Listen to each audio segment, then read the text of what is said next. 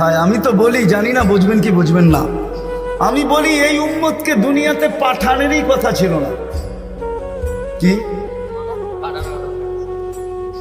অনেক কিছু মিলাইলে দেখা যায় আমাদেরকে পাঠানেরই মনে হয় কথা ছিল না। নাহলে এত ছোট জীবন দিবেন কেন? 60-70 বৎসর, কত কাউকে তো হাজারও দিলেন, ঠিক না? আমাদেরকে 60-70 বৎসর দিয়ে কেন পাঠাইলেন?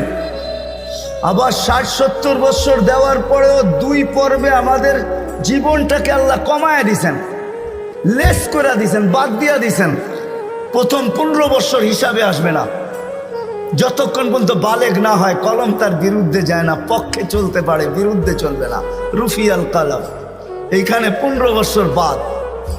তারপরে যেটা থাইকা যায় 60 আর 70-এর ভিতর থেকে, যতক্ষণ আমরা ঘুমাই 4-6 ঘন্টা আর 8 ঘন্টা, এটাও কলম উঠানো থাকে।